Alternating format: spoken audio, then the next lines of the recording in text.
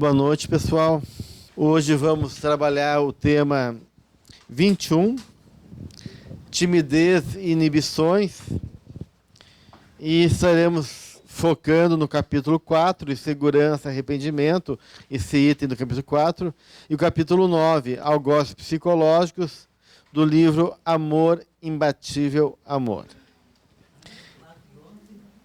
4 e 9. Bem, tem em vários momentos da série psicológica, a Joana faz referência aos conflitos, a padrões de comportamento que trazemos, o que se constitui do ponto de vista de um processo educativo, de uma compreensão, e vai gerando, então, uma série de distúrbios ou mesmo inseguranças e limitações do ponto de vista emocional e psicológico. Mas esse capítulo 4, esse item especialmente, todo o capítulo 9, ele é muito rico assim para poder abordar esse tema da timidez, da inibição, da angústia e assim por diante. Acho um capítulo muito claro da Joana de Ângeles e muito completo do ponto de vista dessa ideia que ela dá desse processo que envolve essa dinâmica psicológica, né? Então vamos trabalhar um pouquinho em cima do que ela traz e é importante trazer, acho que começando um pouquinho a pensar, né, que é uma das coisas mais comuns do ponto de vista de um padrão emocional, quer dizer, a insegurança, a timidez, né, esses processos que envolvem uma visão depreciativa e pessimista de nós mesmos, da realidade, ela acaba se constituindo uma realidade muito presente em nossas vidas, né? Então a gente poder pensar o porquê disso, né? Por que a insegurança acaba sendo de uma maneira bastante presente, mesmo diante da nossa atitude muitas vezes onipotente e orgulhosa frente à vida, e isso não impede que a gente possa se sentir inseguro e frágil. E um dos fatores que ela inicia abordando esse tema é a imagem que a criança vai construindo de si mesma e do mundo a partir das suas relações básicas de afeto, né? Porque a gente sabe que toda a questão da autonomia do espírito, né? Se a gente for pensar assim, que a condição básica de todos nós espíritos é pensarmos e agirmos, né? Porque a gente tem livre-arbítrio. Então, a noção de liberdade que constitui a natureza do espírito, da qual todos nós temos como condição inerente à nossa essência, né? A gente é livre, a gente tem livre-arbítrio, e esse livre-arbítrio nos dá essa condição de pensar e de agir, e de uma maneira, então, ter autonomia. Autonomia de poder se movimentar, de se posicionar, de poder buscar caminhos diferentes, estilos de vida, curiosidade, interesses, vontades, e assim por diante, né? Então, isso vai constituindo a nossa condição de se movimentar no mundo e estabelecer uma relação conosco mesmo e fora da gente, né? E uma questão fundamental na autonomia é a confiança. Então, a criança, quando ela nasce, ela não tem essa autonomia, né? Porque ela está ainda muito dependente, em função que reencarnou, ainda nesses primeiros meses de vida, ela ainda está construindo uma percepção da realidade, quer dizer, ela ainda está tudo muito confusa, a relação dela com o mundo ainda não é separada, não se separou do mundo, e é um serzinho que depende praticamente dos pais, né? Dos cuidadores. Então, de uma maneira, na medida que esse mundo acolhe e devolve para ela, a partir de uma imagem positiva, esse movimento que gera confiança, né, que ela possa se sentir confiante, aceita, e que esse mundo é um bom lugar para ela viver, ela vai poder se sentir capaz de explorar o mundo, né, de querer estar nesse mundo, de ser aceita nesse mundo. E assim poder ter confiança para poder se expressar. Então eu não tenho medo de me expressar, eu não tenho medo de ser quem eu sou. Eu não tenho medo de ser reconhecida, e esse reconhecimento do outro, do olhar do outro, é positiva. Então, isso me faz ter vontade de mais ainda poder me colocar e poder explorar minhas potencialidades, né? Então, a Joana vai trazer aqui que quando isso não acontece, quando a criança é negligenciada, ela é mal amada, onde há muita, ela pode de violências físicas ou psicológicas, né? Então ela vai começar a ver o mundo pela sua ótica distorcida. Então, esse mundo que seria um mundo para me acolher, para me amparar, proteger e me dar esperança e confiança, acaba sendo um mundo ameaçador, acaba sendo um mundo inseguro e acaba sendo um mundo que me confunde, né? E aí começa toda uma imagem que ela diz assim, as suas imagens, isso no capítulo 4, daí, né, no item segurança e arrependimento, no meu é no 80, mas muda conforme a edição, as suas imagens estão focadas de maneira incorreta, como consequência, cause pavor. Então, e aquela reação do mundo que é inconstante. Então, ela não pode confiar nesse mundo que uma hora aceita e uma hora recusa. Onde o mundo que é muito exigente ou agressivo acaba gerando uma sensação de temor. Né? Porque a gente já traz também de outras vidas sentimentos muito confusos dentro da gente.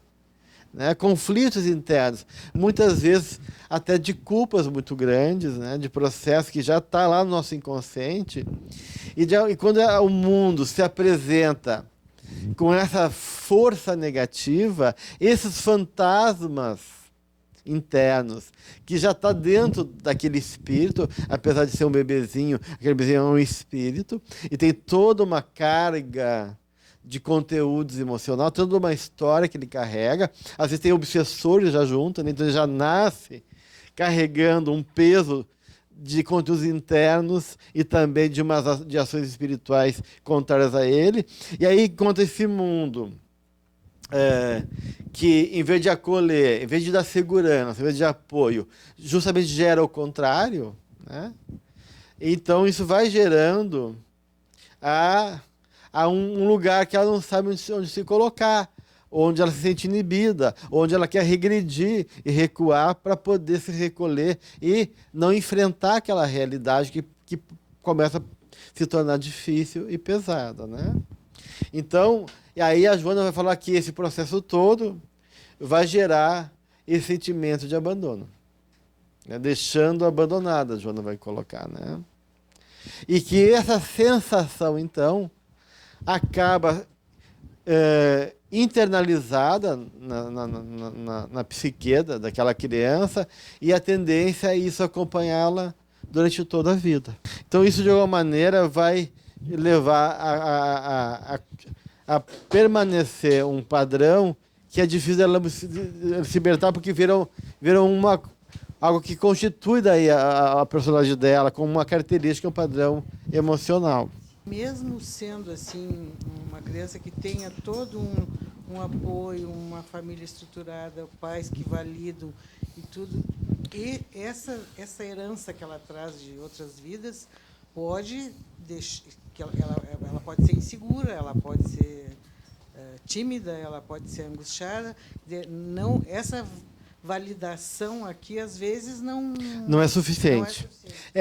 Isso, claro, depende das marcas que eu trago, né? Porque se tem uma fantasia, né? Porque de uma maneira a gente tem uma dimensão intrapsíquica, né? Então, a criança não é uma tábula rasa, ela tem um mundo dentro dela. Tem um mundo intrapsíquico, né? e tem o mundo interpessoal.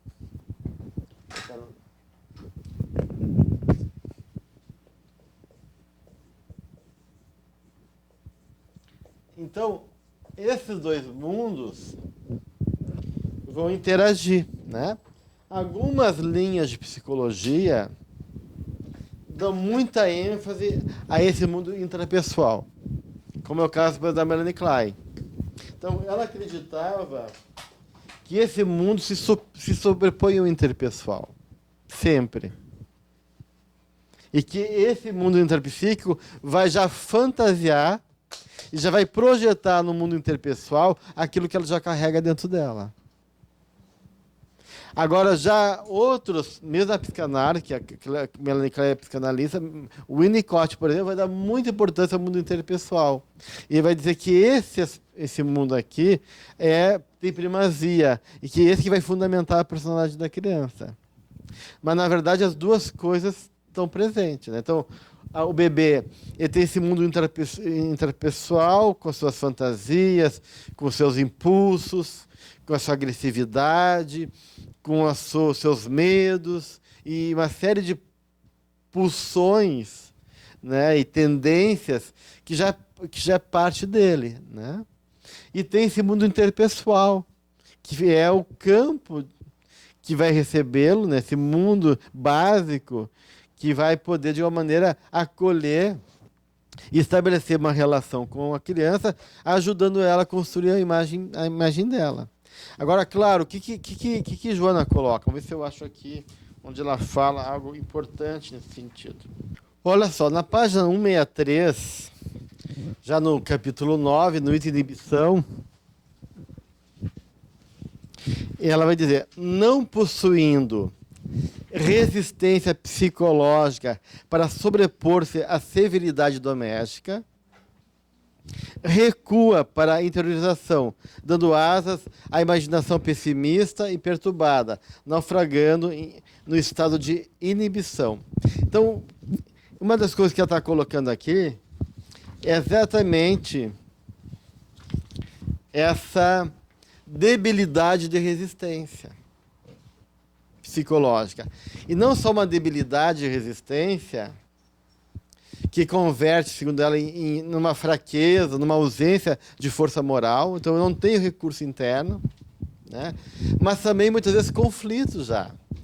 Padrões que eu já trago. Então, quanto mais eu tiver condicionado por culpa, quanto mais eu tiver identificado com esse passado sombrio, quanto mais eu tiver já num processo de autopunição, quanto mais eu estou movido por um medo de fracassar na encarnação, quanto mais conflitos emocionais eu trago, mais carga de superação eu vou ter. E aí, claro, menos resistência psicológica e moral para superar se o mundo é diverso. Então, além de, muitas vezes, esse mundo que me acolhe não ser positivo, né? Às vezes ele é negativo. Então, mesmo sendo positivo, dependendo da minha condição interna, né, aquilo vai amainar. Então, a gente vê processo de crianças que têm uma tendência ao autismo, a psicose, a esquizoide, né, que são já espíritos muito perturbados, espíritos que já vêm com uma história muito complexa e difícil, né? E mesmo o mundo sendo um mundo acolhedor, protetor e seguro, elas não conseguem confiar, ou elas não conseguem superar esse padrão. Mas, claro, quanto mais o ambiente, quanto mais esse mundo interpessoal for favorável, mais curador e mais vai ajudar. Mesmo que não consiga superar, né, aquele estado, né? A gente vê assim, no caso, assim, por exemplo, da própria história do Divaldo e do Chico, né, na família deles, né, que tinham processos, no caso do Divaldo, de suicídio, no caso da família do Chico, psicose, né? Então, às vezes aquilo é uma aprovação do espírito, né? E aí o mundo tenta, né? Então, o mundo pode colaborar mais ou menos por esse processo, em favor ou desfavor. Mas, lógico, todos nós já trazemos essas tendências. A Joana vai dizer que, de uma maneira, esse processo ele é atualizado aqui nessa vida. E sendo atualizado, né? Então, eu tenho um drama, esse drama está lá dentro, não foi resolvido, tem uma nova paisagem, um novo arranjo, mas conforme como se dá essa dinâmica, esse novo arranjo pode atualizar e reforçar esse drama, ou pode ajudar a superar esse drama, né? Então depende, tudo é um processo. Trazendo esculpida no inconsciente profundo a culpa, após um despertar doloroso para a realidade, o espírito, que se reconhece indigno de autoestima, mergulha no abismo da autopunição sem se dar-se conta, tornando-se angustiado e, sobretudo, magoado em relação a todos e a tudo. Então, eu posso reencarnar já com essa visão tão encalacrada em mim, né? Tão condicionada, que mesmo que o mundo me sorria, mesmo que o mundo, de uma maneira, tenta me favorecer, eu não consigo sair desse lugar que eu estou. Né? E aí ela vai dizer assim, a culpa não diluída é terrível flagício que dilacera o ser, seja conscientemente ou não, impondo a necessidade de reparação do dano causado.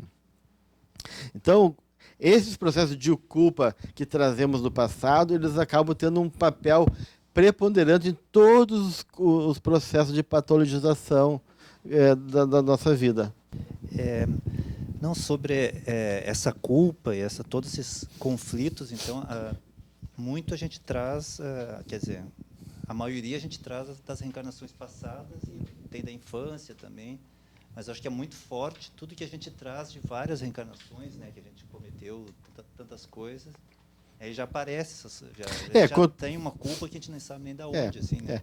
Quanto mais eu tiver essa maturidade, quanto mais eu tiver elaborado esse processo em mim mesmo, como a Joana fala, tem mais resistência moral, psicológica para enfrentar a realidade. Quanto mais evoluído o espírito, mais recurso ele tem para superar o ambiente, quando esse ambiente não é favorável. Mas, com certeza, como todos nós, na grande maioria, trazemos já limitações, o ambiente se torna muito importante também. Para ajudar, né? Ou para reforçar esses padrões negativos. Então, por exemplo, ambientes realmente muito hostis, de muita severidade, de muito não, de muita exigência, onde a criança é sempre muito exigida e não se sente assim, podendo ser reconhecida na sua limitação, se aceita, nunca basta, nunca chega, nunca é suficiente o que ela faz, nunca ela recebe uma aprovação, isso esfacela muitas vezes a esperança daquele espírito que está vindo aí. Então isso é muito complicado, né? E isso, de uma maneira, vai gerar processos muito depressivos, né? Então, porque ou um sentimento de vergonha, né? Para que eu tenho vergonha de ser eu mesmo, de existir, porque eu não tenho permissão. Tudo que eu faço, o mundo diz não. Tudo que eu faço é feio. Tudo que eu faço não é suficiente. Então, por mais que eu me esforce, nunca chega. E aí eu começo a desistir da vida, cansar, ou me sentir, ou introverter. Aí é uma introversão patológica, né? Porque a timidez, né? E a inibição acaba sendo uma introversão patológica. Eu vou introvertendo a libido que deve circular, né, na vida e ajudar a me movimentar e fazer catequesia libidinais, ou seja, projetar no mundo desejo, interesse, é cortado, né? Porque eu sou castrada, quer ser castrada, e aí o que acontece? Eu vou me inibindo, né? Então, vergonha, autoestima baixo, inibição, uma introversão patológica, uma timidez excessiva, e aí eu fico realmente numa posição defensiva. Deixa eu ficar quietinho, pelo menos ninguém ninguém me acha e aí ninguém me incomoda, porque se eu mostrar como movimento, eu sou culpada disso. Né? Então é melhor ele ficar quieto, porque eu não tenho permissão de existir. Por favor, eu posso existir? Por favor, eu posso sentar aqui, eu posso sofrer da vida, eu não tenho essa permissão daí de poder existir e me colocar. Então eu vou criando essa inibição psicológica. Né? Tem um outro comentário ali que fala que também a timidez pode mascarar, né? Ela mascara assim uma timidez excessiva, disfarça orgulho dominador também, né? Às vezes a pessoa que na verdade sempre tem o oposto, assim. Assim, ó. O que a gente tem, na verdade, tem o contrário. Ela vai falar de dois núcleos emocionais e psicológicos da timidez, né? Que reforça a timidez. Então, a timidez está baseada em conflito, está baseada nessa imagem distorcida da realidade, está baseada numa defesa psicológica, onde eu vou me recolher para me defender. E aí, dois elementos ela vai trabalhar aí como sendo elementos que vão ajudar a formar esse padrão. O orgulho, né? Porque o orgulho, eu não quero me confrontar, porque eu não suporto a rejeição, eu não suporto o não, eu não suporto que a vida não me acolha. Então eu tenho esse orgulho também, e esse orgulho já faz com que eu me antecipe, então. E aí eu não pago o preço da vida, porque tem um orgulho aí que não me deixa eu me confrontar com essa suposta rejeição do mundo. Então, aí eu não pago o preço da vida pelo orgulho. Ou ela vai dizer autoestima baixa. Né? Então, essas duas coisas. Ou pela minha emocionalidade que vai ficando fragilizada, e aí minha imagem vai ficando despotencializada, eu também me defendo. Então, essas duas coisas. E às vezes as duas coisas juntas. Né? E daí é uma combinação muito ruim, porque além de eu me sentir infeliz e desqualificado, eu sou inorgulhoso. Daí eu crio um problema sério para mim mesmo, né? Porque eu também não peço ajuda, daí eu não me permito ser vulnerável, eu não me ver possibilidade de saída, porque o orgulho não deixa eu me colocar nesse lugar. Né? Então eu estou nesse lugar e fujo desse lugar. Isso pode gerar um conflito também grande, que acaba não só complicando a minha vida, mas impedindo saídas possíveis para isso. Né? Então isso é uma coisa que acontece. É bem interessante porque eu, segunda-feira, atendi um caso bem assim, e estava um quadro depressivo, né? Totalmente depressivo, que ele disse que não saía nem da cama, porque tudo que ele ia fazer tinha a questão de que não estava certo ou não atendia a expectativa, né? No caso, seria da companheira. E aí já estava na terceira internação e voltava para o mesmo quadro, volta para casa, volta para o mesmo quadro. Então eu comecei a perguntar para ele o que ele estava fazendo, aonde ele podia ir, né, dentro da história dele, do histórico dele, que ele se sentisse bem. E aí ele falou na questão de que o cunhado levava ele para um centro espírita e ele vinha bem para casa. Então eu abri um caminho para poder né, levar para outro sentido, que daí ele descobria algo bom dentro dele que ele pudesse, né? Claro. Então deu uma veia ali para uma conversa, né? Mas é bem o que tu está descrevendo. Quando a pessoa está nessa visão de inibição, de angústia, timidez patológica, o que acontece? Há muito medo, né, por trás. Né? E aí, então a pessoa fica regredida, fica infantilizada. Parece que a vida é maior do que ela, porque a vida fica tudo muito difícil, né? A fantasia da pessoa é que ela não vai conseguir. E se a pessoa é orgulhosa, daí o que ela faz? Ela faz exigências. Porque ela quer que o mundo daí dê garantia para ela, pelo orgulho. Não é só por medo daí. Claro, se eu tenho medo, quem é que me garante que se eu pisar ali vai ser firme esse chão? Então tá, não, pega aqui na minha mão. Então ela precisa de apoio, precisa de segurança. Mas quando a pessoa é orgulhosa, ela não vai deixar, não basta eu dizer, tá seguro aqui. Vai estar seguro aqui, mas todo mundo vai ver que eu estou frágil, então eu não vou. Então, além de exigir que esteja seguro, eu exijo que esteja segura, mas tem um tapete vermelho. Daí eu vou. Daí faz exigências grandiosas, por causa do orgulho. Então, aí, além do medo, né, há esse orgulho que faz com que eu exigências descabidas, para que não venha à tona não mostre a minha fragilidade, a minha insegurança, a minha pequenez. Então isso acontece. E aí ela fala de uma série de questões também ligado à inibição. E uma das coisas, que ela dá muito valor, realmente nesse caso, ela acha importante a postura dos pais, né?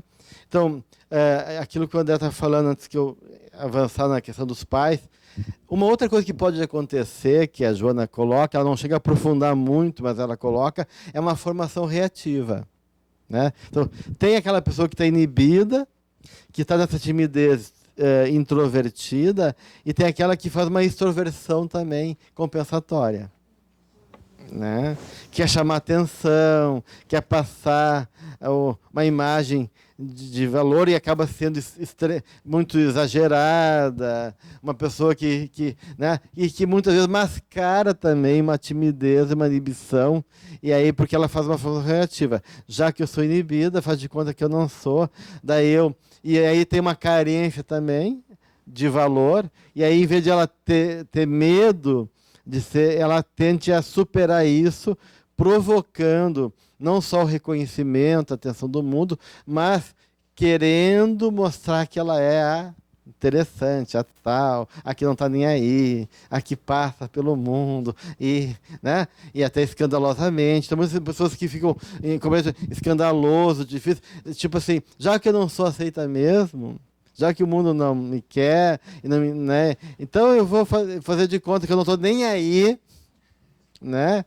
E que o mundo que se lixa, no fundo, não é bem assim internamente, mas ela se comporta de maneira defensiva, de maneira reativa, e aí escandalizando, chamando atenção, provocando coisas, que é uma forma de tentar virar o jogo, né? Mas acaba sendo um comportamento também inadequado, inadaptado.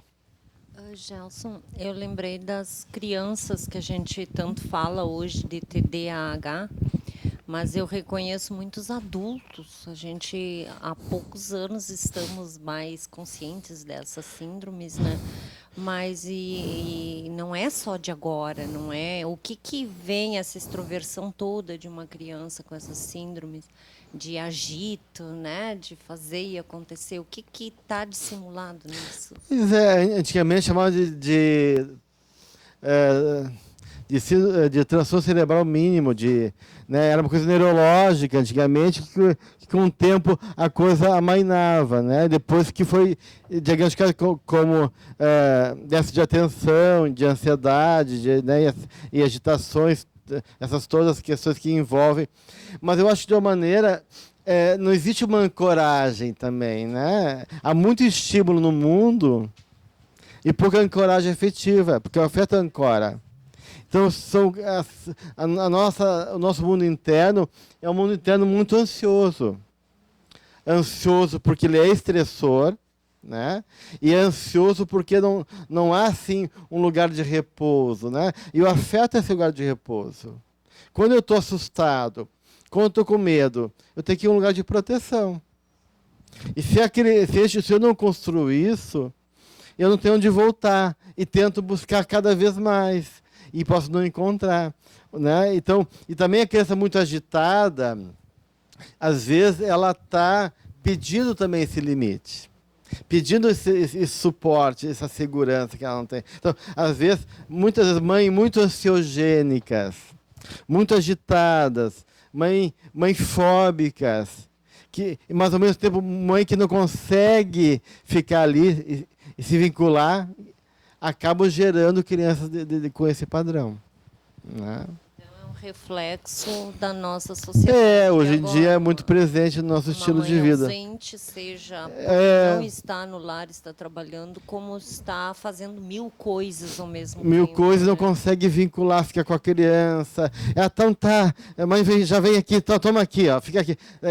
A criança não sente apaziguada, ela chora, ela se agita, ela não consegue também confiar, saber esperar, lidar com a frustração. Tem uma série de coisas que está ligado muito Assim, claro. ao nosso mundo, nossa maneira de ser. Eu falei que a Joana dá muita importância para o reforço familiar. Então ela fala realmente ou de mães muito castradoras ou de mães super protetoras. Que tanto um lado como o outro acaba gerando vai para o mesmo lugar. Né? Então, se a mãe é muito castradora, negligente, fria, né, distante, muito exigente, ela não consegue reconhecer o filho, ela não consegue, de alguma maneira, favorecer esse vínculo de apoio, de confiança e de valor de reconhecimento, ou se a mãe é muito protetora, ela não deixa o filho se experimentar, não confia no filho também. Então ela tira do filho a potência que ele tem dentro de si, de poder se ocupar, de poder se experimentar. Isso ela vai falar 157, bem no início da timidez. Alguém lê para nós, pega o microfone e lê para nós. Um relacionamento infantil insatisfatório com a família, particularmente em referência à própria mãe, que se apresente castradora ou se torne superprotetora, termina por impedir o desenvolvimento psicológico saudável do indivíduo, que estabelece um mecanismo de timidez a fim de preservar-se dos desafios que surpreendem a cada passo. Pode ler o próximo também. Submetido a uma situação constrangedora por impositivo materno, que não lhe permite espaço para a autenticidade, sente-se castrado nas suas aspirações e necessidades, preferindo sofrer limitação a assumir atitudes que lhe podem causar mal-estar e aflições. Por outro lado, superprotegido sente anulada a faculdade de discernimento e ação, toda vez que defronta uma situação que exige valor moral e coragem. Então a gente vê que tanto um comportamento de um lado como de extremo de outro lado da mãe vai gerar realmente a impossibilidade da criança poder reconhecer suas potências, né? E se reconhecer a partir disso. Uma porque exige demais, castra e impede, e a outra super protegendo também anula e não reconhece, não valoriza aquelas possibilidades que o Espírito traz dentro dele enquanto potencial. Então ficam de maneira diferente um movimento muito regressivo, né, que impede o crescimento, que impede o movimento e essa autonomia do espírito para ele poder realmente acreditar nele, se experimentar e se movimentar na vida a partir da consciência que ele vai tomando dele mesmo. Então, tudo isso fica prejudicado de alguma maneira. Mas a Joana diz ali que o espírito atrai, né, um lar agressivo ou um lar afetuoso. Então, se ele renasce nesse lar agressivo, trazendo essas dificuldades que ele traz, como a espiritualidade é amorosa, como Deus é amor, esse espírito tem condição, sim, de vencer nesse lar. Claro, né, gente? Não sei se de vencer, porque essas coisas, muitas vezes, essas marcas psicológicas, não é uma questão de ser vencida num primeiro momento. É uma questão de ser suportada. Assim como eu tenho, por exemplo, uma condição física que nessa encarnação eu não posso superar, né? Não tem como tirar meu braço e botar outro braço, ou aquela cara que eu não gosto, botar uma cara mais interessante, e vou ter que suportar isso, né? De uma maneira, algumas configurações psicológicas, eu também vou ter que suportar isso na minha vida. Então, o que eu tenho que superar é dentro dessa configuração, porque eu vou criando esse complexo, um eu. Então, na verdade, essa imagem, né, que seja reforçada pela família ou não, né, ela é fruto de um condicionamento e um espelho da minha própria realidade. Então, eu vou ter que viver isso. Então, a superação não se dá uma vez numa encarnação, né? Agora, claro, esse arranjo familiar, ele é de acordo com os processos kármicos. Então, muitas vezes, essa família que me exige, que não me aceita e que me negligencia, talvez sejam as almas que eu matei, que eu violentei e que inconscientemente me rechaçam. E não conseguem ter aquele amor ainda por mim, porque existe um eco do passado que cria uma atmosfera emocional desfavorável para o vínculo, né? Então, depende. Agora tem seres que me amam e dizem, não, eu vou pegar você, eu vou dar suporte, porque ele tem condições de interceder por mim, porque tem muito mérito, porque tem espíritos que têm esse mérito. Vê Alcione lá, né? Então, não depende. Não existe uma regra. A dinâmica espiritual é muito diversificada, é muito complexa, né? Então, justamente porque eu estou sofrendo muito, né, e tenho uma estrutura psicológica sombria do passado, que eu vou ter que reencarnar nessa família terrível que faz parte desse passado, ou ao contrário, porque eu tenho uma sombra, alguém tem piedade de mim e diz, não, vou dar um fôlego para ele nessa encarnação, né? Por eu amar muito ele, eu vou, né, eu proponho de dar um suporte para ele né, se fortalecer, porque é muito difícil ele vencer nessa situação, para que em outra encarnação ele consiga ter condições de enfrentar aquele... Então, depende, a dinâmica ela é muito diversa, né? Mas, de qualquer maneira, vai começar a trazer alguns elementos, algumas propostas de superação. Então, como vencer a timidez? Como superar essas marcas tão profundas que já estão encrunhadas na nossa vida? É um jeito de ser já. Porque a gente não está falando só de conteúdos emocionais. Está falando de uma estrutura psicológica. Está falando de um padrão de funcionamento. Então, eu tenho um padrão de funcionar que foi construído e que reforça e que assumiu esse lugar a partir desse mundo interno. Então, eu tenho ainda os conteúdos que eu tenho, de medo, de insegurança, e tenho um padrão psicológico que eu já aprendi a ser assim, né? E o mundo fala, ai de ti se não for assim, né? Então, tem mais o reforço do mundo. Que todas as vezes que eu botei a cabeça para fora, eu levei um safanão. Então, Deus o livre, né? Então, como é que me garante que não vai acontecer, né? Então, como é que eu vou mudar se a verdade que eu tenho é essa?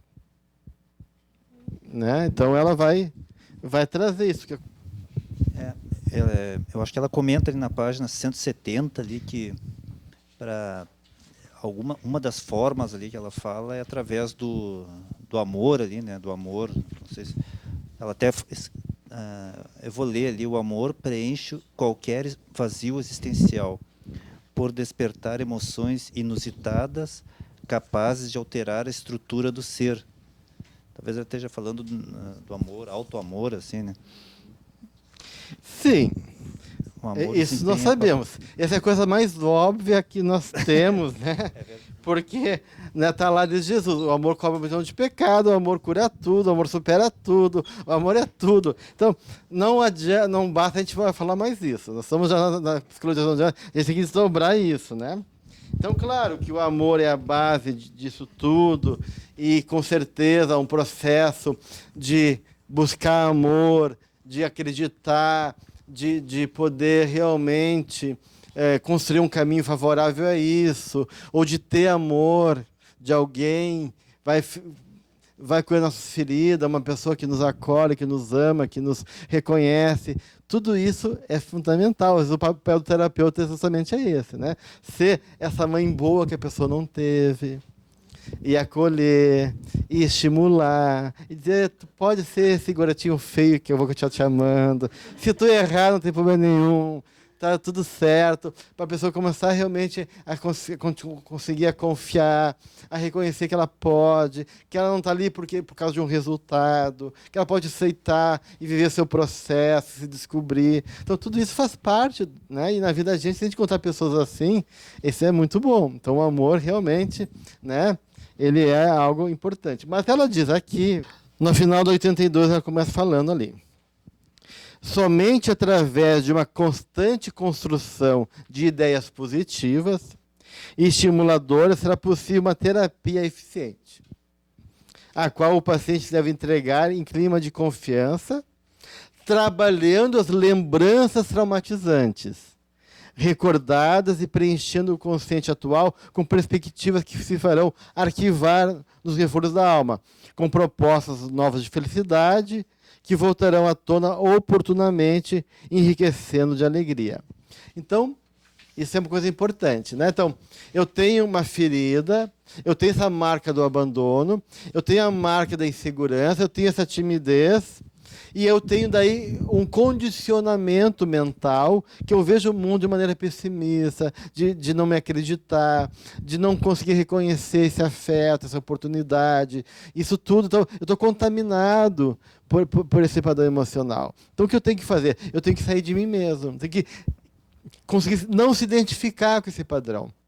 Eu não vou me libertar dele, mas eu posso dizer para mim, não, eu não quero viver assim. Eu tenho um ser desmilinguido dentro de mim, eu tenho assim, um ser culpado. Tudo bem, ele está ali, ele é forte, ele me arrasta. Mas eu já posso dizer assim, não, eu não quero isso. Não quero isso, não mereço mais isso. Eu tenho o direito de também ter um lugar ao sol nesse mundo, né? Então eu começo um trabalho de diálogo, de embate comigo mesmo, né? Então eu vou lá sair para a rua, viu, tu é terrível, tu não consegue nada, tu é um infeliz, tu é um desgraçado. Daí eu digo para mim mesmo, não sou infeliz, não sou desgraçado. Ou eu digo para mim mesmo, tudo bem, qual é o problema? Se o mundo acredita nisso, tá tudo bem. Aí vem dar uma ansiedade, tudo bem. Eu digo para mim, calma, ninguém vai tirar, não vai morrer por causa disso. Aí tu vai colocando, como ela diz assim, uma constante construção de ideias positivas. Claro, gente, primeiro tu tem sentimentos, para depois tu ter pensamentos. O sentimento vem antes sempre. Tá? Mas tu começa com os pensamentos, porque o pensamento é a ideia que se formou a partir do sentimento. Então tu reconhece o pensamento para tentar mudar o sentimento. E aí tu começa um processo de dizer coisas positivas, de tu se agarra numa figura bondosa, amorosa que tu conhece, e que se não tiver ninguém no mundo, tem Deus, tem Jesus, tem os mensageiros. Né? Sempre tem alguma coisa, né? E aí tu vai aos pouquinhos criando uma nova realidade, começando a botar água limpa. E a água suja está lá. Daí tu põe um pouquinho de água limpa, ela se mistura na suja, fica tudo sujo igual. Né? Mas daí tu vai botando até que essa nova realidade, esses novos elementos vão apagando devagarinho e vão firmando. Né? Vão firmando, Daí eu digo, não, eu mereço. Daí vem o Papai Noel na rua e manda um monte de bala para mim. Eu falei, ganhei uma bala do Papai Noel. Então, realmente eu mereço. Daí eu começo a acreditar que... Dá, claro. Então, eu começo a ver também coisas positivas, que antes eu não via, porque existia essa coisa positiva. Então, aos pouquinhos eu vou quebrando. E, naturalmente, com o tempo, num processo longo e perseverante, eu vou desmanchando isso. Gelson, eu só queria voltar um pouco na questão da mãe controladora, porque ele fala da mãe repressora e da mãe controladora. Uhum. Mas, na realidade, nenhuma mãe se acha superprotetora ou controladora. É superprotetora, né?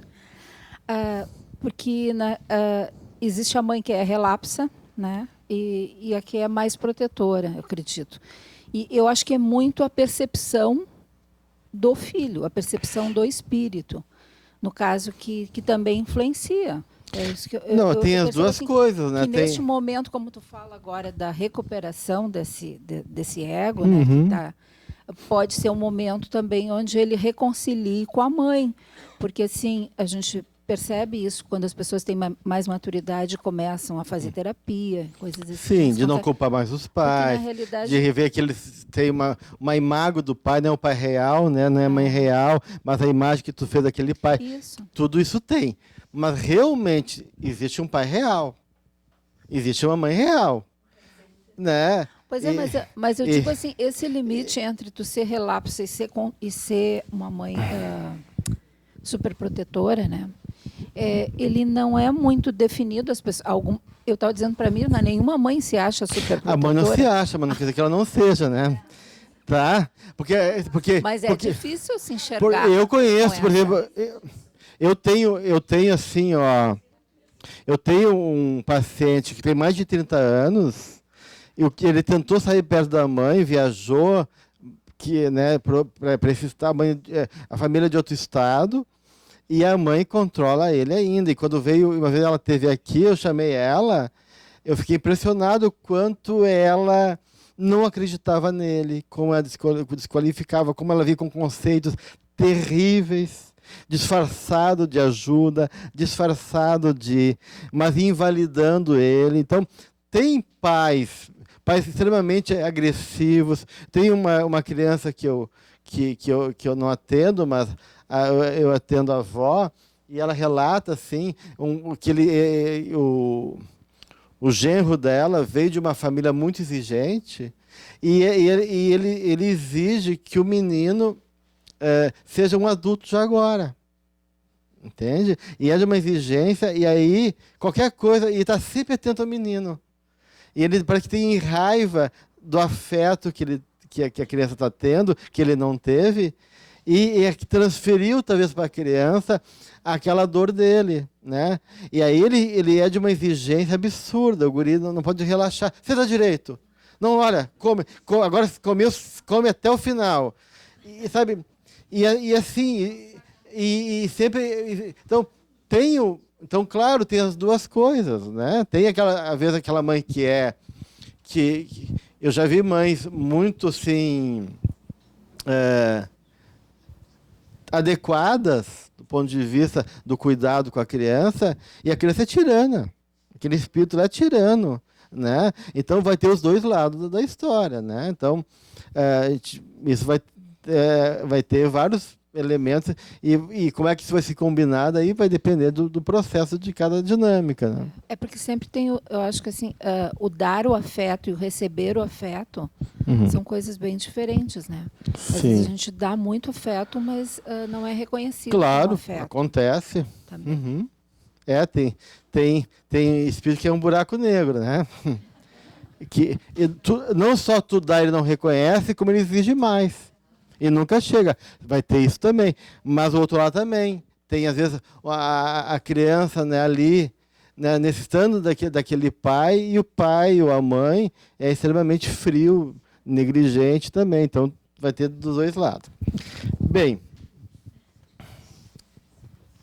então ela vai dizer que da importância dessa reprogramação mental para gerar segurança e paz. Então, mais adiante diz, acostumado ao pessimismo conflitivo, os seus arquivos no inconsciente mantêm registros perturbadores que deverão ser substituídos por saudáveis. Então, vai substituindo pouco a pouco essas impressões negativas com um movimento favorável. Uma outra coisa que ela coloca como fundamental é a parte física. Porque a criança vai fazendo uma coraça que acaba sendo também física. Então, essa inibição, ela não é só psicológica, ela é uma inibição física. Então, se expressar, fazer exercício, fazer terapia corporal, fazer, né, movimento de expressão também, onde ela pode se expressar livremente na arte, na pintura, na argila, ou fazer movimentos de corpo, teatro, expressões, quebram também essas coraças e ajuda a criança a romper esse padrão de aprisionamento que ela está ali. Então, o trabalho com o corpo, né, é fundamental também para esses processos psicológicos, vão ajudar bastante. Outra coisa que ela fala, como um processo terapêutico, é refletir, aprofundar as reflexões. Se perguntar, se questionar, ver porque as causas da insegurança, desmanchar essas fantasias, se ocupar disso, se ocupar com a gente merece nos ouvir, a gente merece nos acompanhar, a gente merece perder tempo com a gente mesmo, né? Então, ter esse momento onde a gente pode realmente procurar as raízes daquele núcleo emocional, repassar aquela trajetória, reconstituir um significado em cima daquela história que a gente viveu, pode ser também bastante importante nesses processos todos.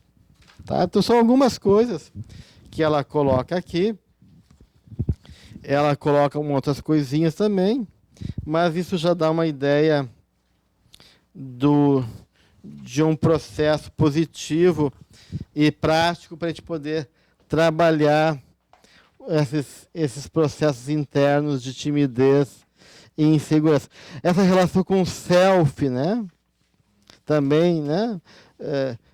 Não se abandonar, buscar o self em algum pai positivo, um pai não pessoal, né? Em Deus, em Jesus, né?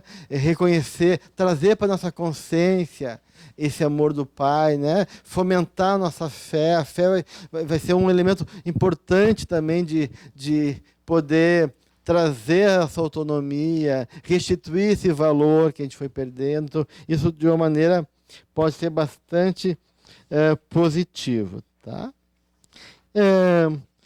Buscar convivências acolhedora, saudável, onde ela possa me sentir integrado e assim por diante, né?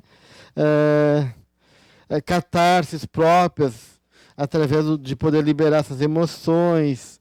E ela vai falar de várias coisinhas aqui que também pode ser interessante, isso já no capítulo 9. No final do capítulo 9, ela vai falar sobre autoestima, e ela vai falar o processo de o trabalho de reconhecer os valores dentro de ti e recuperar aqueles elementos que tu carrega, mas não reconhece. Fazer um trabalho, então, de poder buscar desbloquear e tu mesmo, né, de permitir a experiência de possibilidades e potencialidades que tu tem e que tu não te permite, entre outras coisas.